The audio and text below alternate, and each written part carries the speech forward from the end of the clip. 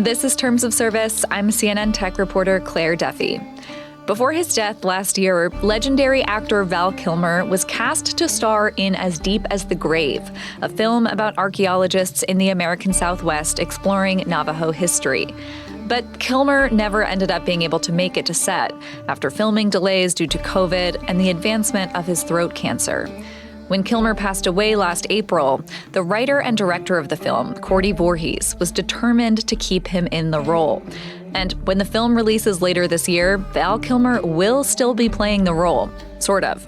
It will be an AI replica of him, built from a trove of existing images, video, and audio from his earlier work. In the trailer, you can see and hear a brief clip of the AI Val Kilmer at the end, and I'm going to say it's convincing, if a little uncanny. Don't fear the dead, and don't fear me. Voorhees and his team created this AI replica of Val Kilmer with the blessing of his family, including his daughter, the musician, actress, and producer Mercedes Kilmer, who's my guest today. Mercedes and I will talk about how she came to this decision and what this tech could mean for the future of Hollywood. My conversation with Mercedes Kilmer after this short break. Mercedes Kilmer, thank you so much for doing this. We really appreciate it. Thank you for having me. Obviously, we're here to talk about this one very specific role, but I wanted to ask what your favorite film is of your dad's, or one that you like to return to if you have one. I love Heat. I think it's a classic LA noir. It's a great film. I love that. I love Tombstone as well. I think his performance in Tombstone is incredible. Love it. So when director Cordy Voorhees and his brother John, who is co-producing this film, first approached you about building this AI likeness of your dad for As Deep as the Grave, how did they pitch that idea to you, and what was your immediate reaction? It was actually my dad's manager who approached me. I didn't speak to the filmmakers until much later. And when he first brought it up to me, I wasn't listening to what he was saying, so I just dismissed it. And we get a lot of offers to do things or to have my dad represented in certain ways and things. So I just thought it was another thing, and I didn't really listen. And especially when he said AI, I was like, no, I'm not interested. And then I talked to him a bit more about it and understood the circumstances differently. So then I agreed to do it after speaking to him. Okay. And did you have reservations before agreeing? You mentioned especially the AI piece. You were like, no, I'm not interested. What was sort of your thought process as you were considering this? Well, my brother and I are sort of tasked with, as every child is, keeping our dad's legacy and seeing through a lot of the projects that he had in motion when he was alive. So once I understood his involvement in the project differently, then I agreed to participate and help finalize the deal. Why was it ultimately important for you to say yes to this project? My dad really wanted to be a part of this production, and so that's why I wanted to see it through. And I think it was 2018 was the beginning of the production. And so my dad was originally intended to do the, act himself. To be the role, yeah. And they wrote it with him in mind. Another big factor was that the film would be shooting in New Mexico. Val Kilmer was deeply involved in advocating for New Mexico's film industry, including lobbying for tax incentives for productions and serving as honorary chairman of the Santa Fe Film Festival. So it was a New Mexico production, and he really wanted to be part of it. And obviously he wanted to act the role himself. Then when the filming was delayed because of COVID, then by the time the production got underway, my dad's illness had advanced and he was no longer able to play the part. So then they started talking about doing his voice with AI, which the technology and the funding wasn't there at that time. But then later he did his voice in AI in Top Gun 2, which he was very into, And so then they were talking about doing the voice in AI, and then my dad got more sick, and then they were able to finally they started talking about like, what if the character was just actually like modeled using his likeness, and the character was like completely an AI character. And so it had kind of evolved from that. And I think my dad is a child of the Cold War. My dad had a very different experience with technology than maybe our generation has. I'm not to make assumptions about how you feel about it, but like, Sure, I think yeah. people my age have a lot more of a wariness or about Right. these technologies. My dad always saw technology as something that could expand the human potential. And it so happened that his physical capabilities were waning at exactly the same time as this technology was coming to be possible. So it allowed him to participate in projects that he wouldn't have otherwise been able to. Yeah, I was going to ask if you and your dad had ever had conversations about doing this sort of thing before he died, or just about AI more broadly. Absolutely. I think he was like, why don't you get it to refinance your car? And like Yeah. I play acoustic guitar. It's not a part of my life at all. I don't even have the app on my phone. Like my experience with AI, I'm not against it. If I don't, it doesn't have a use to me because I'm very much relate to art as a practitioner rather than as like a consumer. I'm not interested in the end product. Like I'm a musician, right? I don't feel that anyone needs one more album. I need Right. the process of creating the album. So it's not really relevant to me to like get an AI to play the guitar for me. But my dad always was like, well, could you do something that you couldn't do? My dad always saw technology as something that could augment or expand our potential as humans rather than to replace us. So he saw it very optimistically. And when Top Gun was coming out, we talked a lot about it. And I was like, what? Do you want to do what? Because this is like 2019. And, Right. Yeah. and I was Before like like, ChatGPT craze had brought this to everybody's yeah. brains. And he was like, I would be in a video game, like relax. So, That's- and I would be like, don't you think it's taking jobs? And I spoke with an actor the other night, which was a really interesting conversation. And I was telling him about this, and I asked him how he felt about it. And he was saying that once you get to be over 50, your work and your career is established as an actor. My dad felt that you're really managing your IP rather than so you are still, of course, relating to your work as a craftsperson, but then you also have this business and you're seeing in what projects can my IP that I've cultivated, be of use. And so, right. my friend who's an actor was like, it's not so much taking jobs because I'm in certain franchises that I've already been in. And so maybe we could expand the storytelling within those franchises. It's creating new jobs. And I think when my dad had a really healthy perspective on it that was very creative and not a threat to our creative capacity. This is a hot button topic in Hollywood right now. How can actors and writers protect their image and intellectual property, or IP, in the age of AI? That concern was at the heart of the actors and writers' strikes in Hollywood in 2023, and it's an evolving conversation as the technology continues to improve. Yeah, I was going to ask you about that, sort of what your thoughts were on AI-generated performances prior to this, especially as an actress and musician yourself. Oh, I mean, it's so case by case. I mean, my dad did so much work with the Native American community in New Mexico and with the Film Commission and bringing tax credits to New Mexico. And my dad being signed on to this project allowed them to get funding for the Navajo Nation, especially during and after COVID, which was really important. And so in this case, this AI generated performance had a real measurable human impact. And I think that's what technology is, like a fork. It's just something that can, like I said, expand our abilities. And if you're really using it as a tool for something that's ultimately a human thing. It's not destructive or threatening. And of course, Yeah. it does have that potential as well. But to answer your question, I think that it's so case by case. Would it be appropriate to make an AI of my grandfather who's also passed away, who didn't like to be photographed? No. My father spent 50 years. My dad was working since he was 11.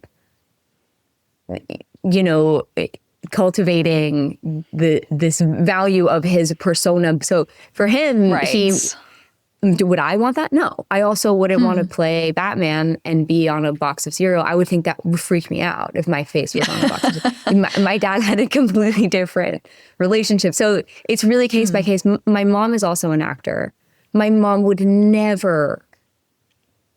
My mom relates to her work really differently. She wouldn't want to do that. So it depends on the performer and it depends on, I think also just like I said, at the place that they are in their career. Right. Have you seen any of the scenes with your dad's likeness yet? No, I haven't. I saw a couple images. You know, it's hard. I'm still like very much grieving, and it is quite hard for me to look at any photos of my dad or anything. Yeah. I mean, I have photos all over the house. I don't need to watch that, but it's not that I don't really want to watch any footage of him because it's hard to, Yeah, I can understand that. I can understand too why it's sort of, especially on one hand, it's very cool. And like you're saying, it sort of expands the potential of his storytelling ability, even though he's passed. And I can imagine on a very personal level, it would be challenging and maybe kind of weird to see. It's so weird. These things that he didn't really say. Yeah. Well, yeah, but imagine like me being 6 years old and my dad is like one day is in like the Roman Empire and one day he's in the Navy. Like it's all already weird. Like the whole thing is so weird and this always has been and it's amazing. It's magical and like my dad's entire life was very magical and he was a very like far out person. And this is very like in keeping with, this is exactly like how he always has been, but just adjusted for the time. So I'm used to it, but it's also weird. When we come back, Mercedes talks about what this project could mean for the future of Hollywood and for all of us. We'll be right back. If other filmmakers, sort of having read this news, are interested in using an AI recreation of your dad, have you thought about whether you would consider that or sort of what you would consider if you were asked about that? Probably not, because he knew about this and it's so specific and it's a story that he really wanted to tell. And, at a certain point, like I said, in his career, his persona sort of adds information to the character. Of course, you're still playing the role, but he wanted to be part of this and he agreed to do it. And I feel very confident, and my brother as well, speaking for both of us, we were so close with our dad and I feel very confident in our ability to steward his legacy and stuff, but not to make choices for him necessarily. So I probably wouldn't. I can't imagine a context in which I would have. I would only do stuff that he had already agreed to. That makes sense. Obviously, this is somewhat different, but there is this growing trend of people creating AI replicas of loved ones that they've lost on their own. And in some cases, it really brings people comfort. In some cases, it ends up being really challenging or even upsetting to people. I'm curious what you think of that trend, having said yes to this project. Obviously kind of different, but in some ways like this recreation of a loved one with this technology. I think there's a huge issue of consent that is worth, bringing up. I don't know. I don't want to like no shade to anyone. Totally. Having that desire. I don't want to criticize that, but like, I think this was my dad's business and his business, like I said, it's really bound up with like the tax credits to his hometown and like operating our business. Like we now operate my dad's LLC. So as a business decision for us, for someone that was a lifelong storyteller and performer and business person, yes, it makes sense to participate in this. But yeah, I would not want to make it AI of my other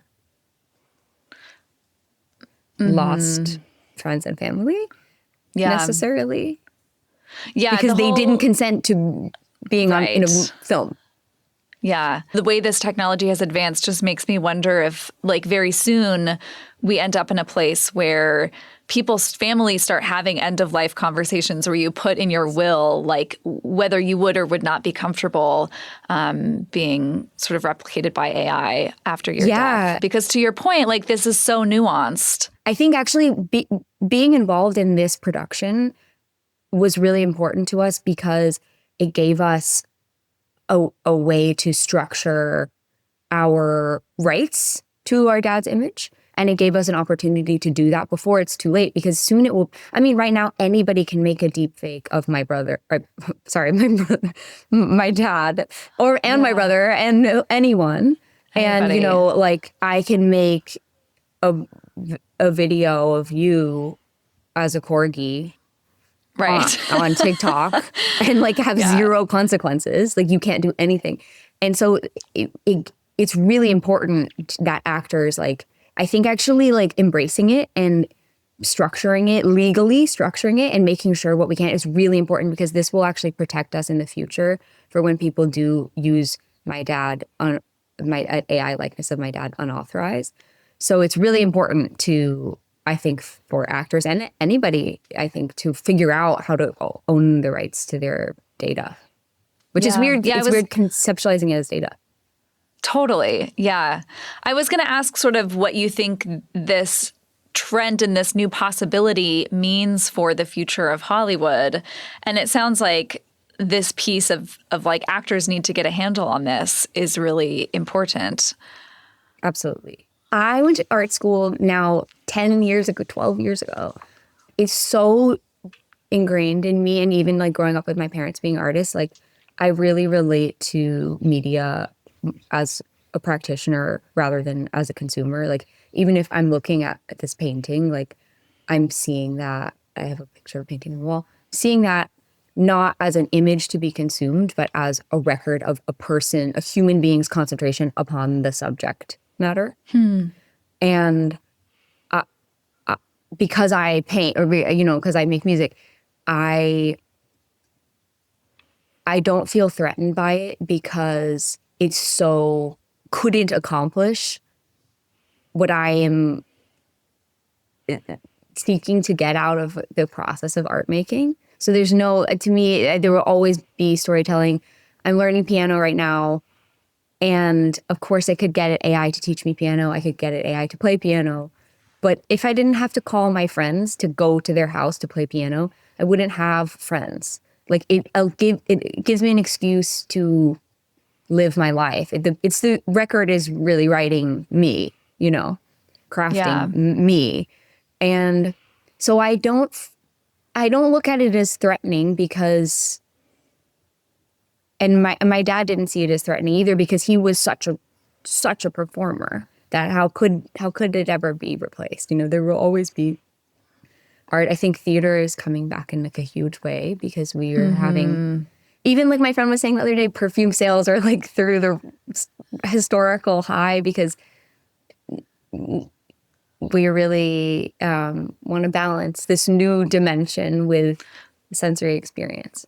Right. Yeah. People want something tangible. And I think what you're saying about your experience as an artist is so interesting, because I think at least that it is more interesting to consume art knowing that that process has taken place, and that it was someone going through this process. I also really relate. Like I think about that with writing. I don't want AI to write for me because I think by writing.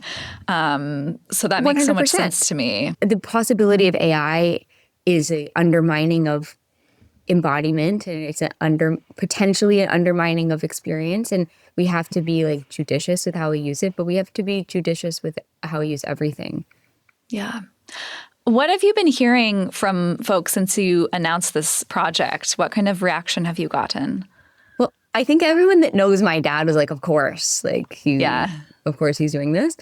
Like I said, it's weird. A lot of actors have been the most supportive, and like industry professionals were like, oh yeah, you got to license it. You've got to structure the remuneration. You have to protect the rights, the royalties, all of that stuff. So people that deal with that frequently were very like supportive and understanding. I did get, of course, like some comments being like, artists need to protect themselves from their children being able to use their whatever Wow. IP.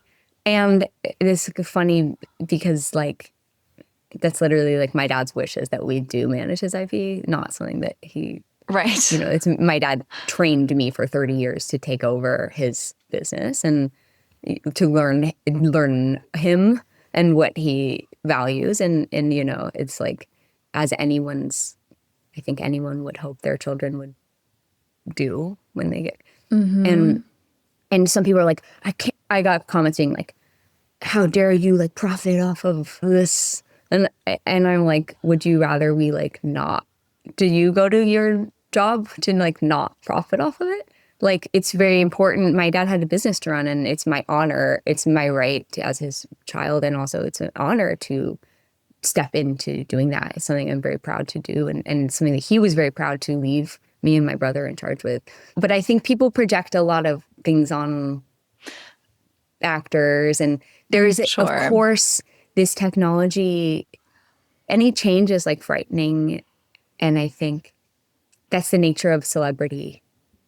You know, People feel like they can comment.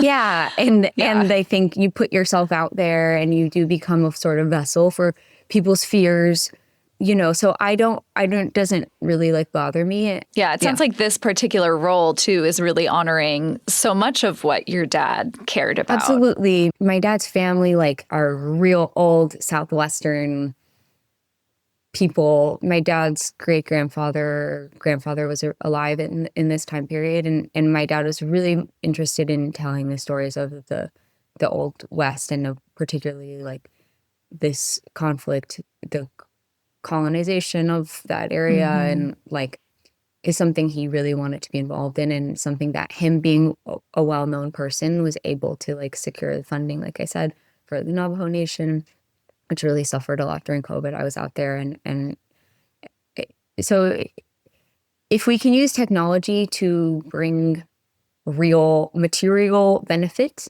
to Earth, that is what it should be used for, you know? Yeah. I'm curious what you think filmmakers should consider when thinking about using an AI-generated performance, and also what the audience should consider when they're watching it or consuming it. I don't know.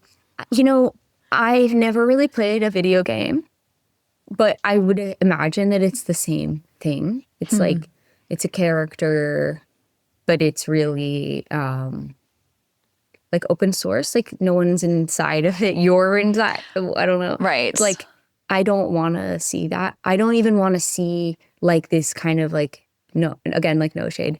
I don't even like this sort of A24 like street casting thing. I'm not interested. I love actors. I want to see people acting that are trained at acting. I love like the craft of acting. I want to go to the theater and see actors. I don't even like films really that are too reliant on cinematography to tell a story. Like, I love actors. So it's not like my cup of tea. But I also am like, there's a million billion reasons to make a movie and to tell a story. So it's like, if you like the story, if the story resonates with someone, why should you restrict someone from telling a story that could resonate with somebody? Yeah, that storytelling being at the heart of it seems really key. Yes. Well, Mercedes, thank you so much. We really appreciate you doing this. Thank you so much for having me. It's such a pleasure to get to talk about this.